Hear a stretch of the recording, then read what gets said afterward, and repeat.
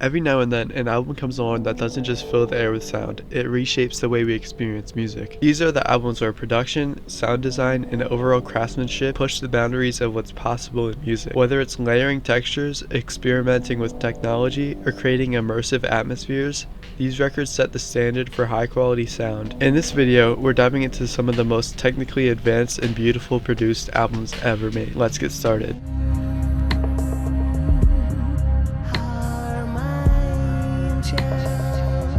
Massive Attack's Mezzanine is an album that effortlessly blends moody, atmospheric production with sharp, intricate sonic textures. Released in 1998, it marked a significant departure from the band's earlier work, veering more heavily into the realm of dark, electronic beats, and ambient sound design. The album's production is deep and detailed, with layers of glitchy drum loops, bass lines with pulse intensity, and haunting synths that interlace through each track. A prime example is the track Teardrop, which features a haunting, almost hypnotic vocal performance by Elizabeth Fraser, layered over a constantly evolving minimalist production. The rhythm section is incredibly tight, but it's space between the beats, the sub-bass, and the high-end glitches that create unsettling yet captivating sonic atmosphere. What really sets Mezzanine apart, however, is the attention to detail in the album's soundscapes. The production utilizes unconventional methods like tape manipulation, live recordings, and sampling, giving the music a raw, organic feel with its electronic framework. Angel, for instance, creates a dense, menacing atmosphere through its relentless bass and sharp industrial percussion. The use of space and tension throughout the album allows each track to breathe, with subtle background noises, intricate delays, and reverb that pulls listeners deeper into its world. Massive Attack's Mezzanine remains a timeless example of a record where the production and sound design play a leading role, making it a critical influence in electronic music and beyond.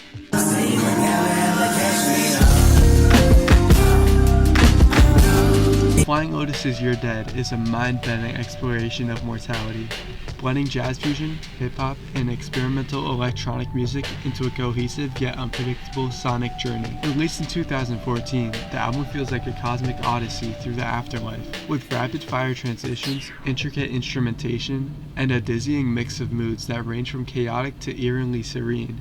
It's packed with virtuosic performances, including contributions from jazz legends like Herbie Hancock and the unmistakable bass work of Thundercat, whose playing adds a fluid, almost otherworldly dimension to the record.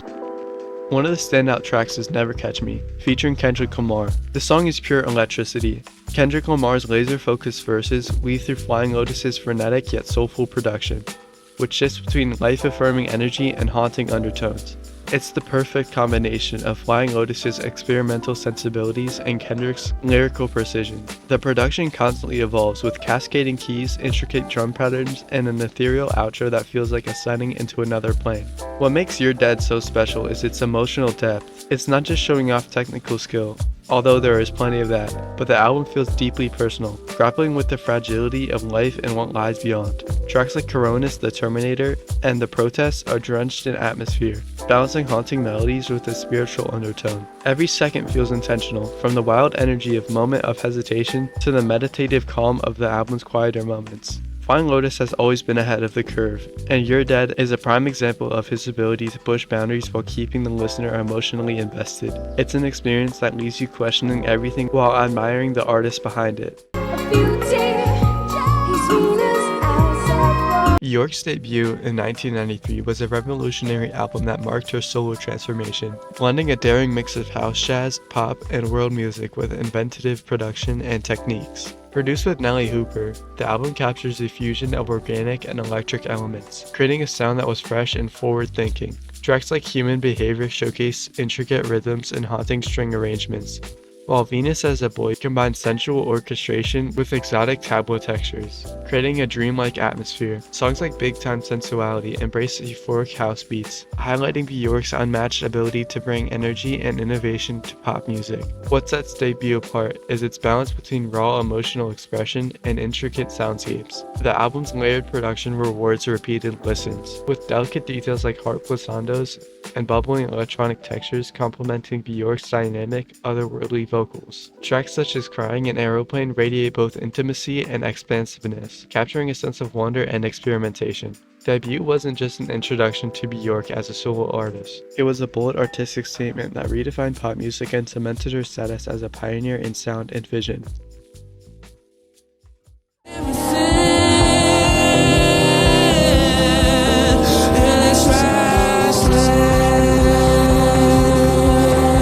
Radiohead's Kid A, released in 2000, redefined what a rock band could achieve. Breaking away from their alt-rock roots to embrace experimental electronic music, the album blends elements of IDM, ambient, and avant-garde with rock, by using glitchy textures, synthetic beats, and dissonant soundscapes. The band replaced traditional instruments with sampling, drum machines, and synthesizers, creating a sound that feels both alien and captivating. Thom Yorke's vocals are often processed, sounding distant and fragmented, which perfectly complements the album's themes of alienation. A standout track, Everything in Its Right Place, layers Thom Yorke's manipulative voice over pulsing electronic loops, walking the line between organic and artificial. Kid A isn't just about innovative sounds, it's about using them to evoke powerful moods and textures. Recorded with Pro Tools, the band had precise control over every detail. Tracks like the national anthem showcase this, blending live horn recordings with digital effects to create a chaotic, hypnotic atmosphere. Despite its experimental nature, the album feels deeply emotional, pairing rich, layered soundscapes with an unsettling sense of yearning. Its influence continues to shape everything from indie rock to electronic music today. Aphex Twin's Selected Ambient Works 85-92 is a landmark in electronic music.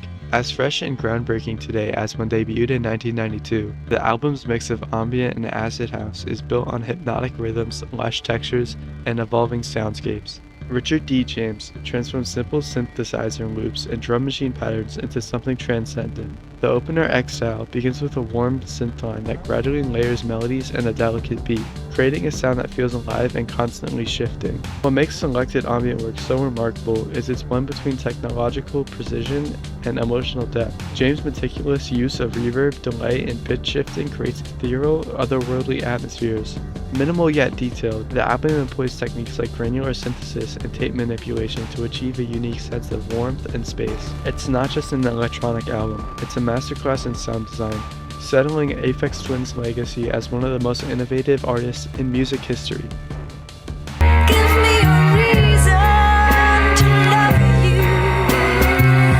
Portishead's Dummy, released in 1994, is a sonic masterpiece that redefined trip-hop and showcased a highly innovative approach to sound design. The album blends moody, down-tempo beats with elements of jazz, hip-hop, and cinematic noir, creating a deeply atmospheric and haunting listening experience. What sets Dummy apart is its groundbreaking use of sampling and studio manipulation, with the band employing techniques like vinyl scratching, tape loops, and analog effects to craft its distinct, eerie soundscapes. Tracks like Sour Times layer melancholic vocals over dusty beats and orchestra samples, creating a sense of raw intimacy. The production was highly meticulous, using vintage equipment and re-recording tracks to mimic the warmth and grit of old vinyl. By fusing cutting-edge studio technique with emotional songwriting, Dummy pushed the boundaries of electronic music and left a lasting legacy in modern sound design.